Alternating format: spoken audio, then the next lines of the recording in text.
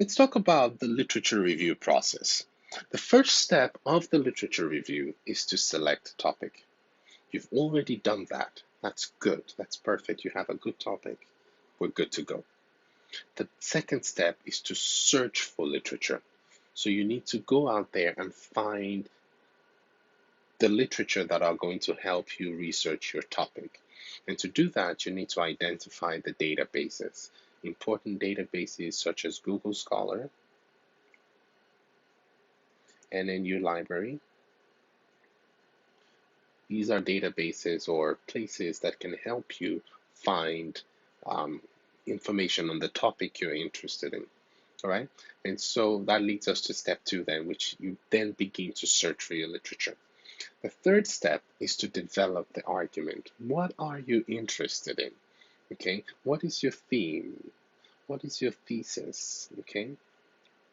Actually, let's rewind a little bit. Before you do that, while you're searching for literature, you need to identify keywords that are going to help you.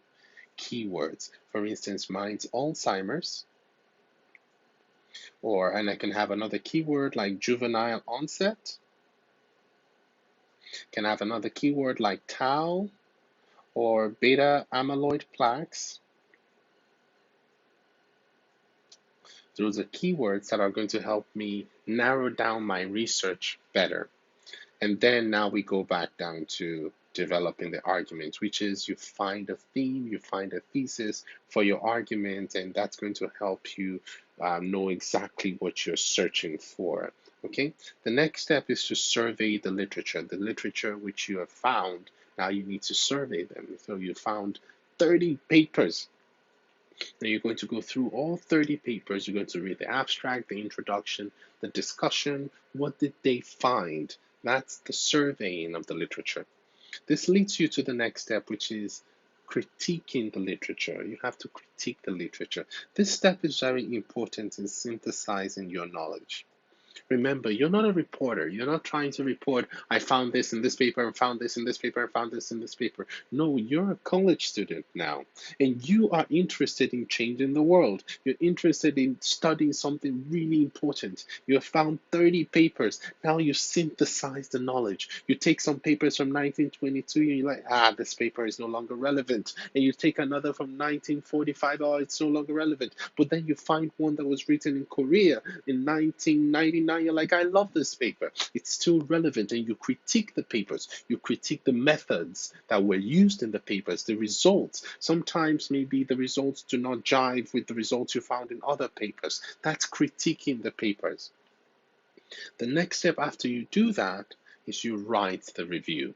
Now that you've critiqued the papers, you've synthesized your knowledge, you begin to write the review. You begin to put it in words. You're not reporting it, you're telling us, I have gone out there, I found all of this information according to Hodono in 2019, or according to Cosell in 2017. They found this and they found that on Alzheimer's, and you present it to us, okay, in a way that makes sense.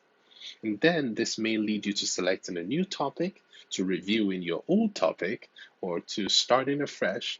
But I can promise you, if you do a good literature review, it may end up changing your topic or adjusting your topic a little bit because now you've learned so much more. Okay? So the steps are select a topic, search for literature, develop an argument, survey the literature, critique the literature, and write the review. Okay?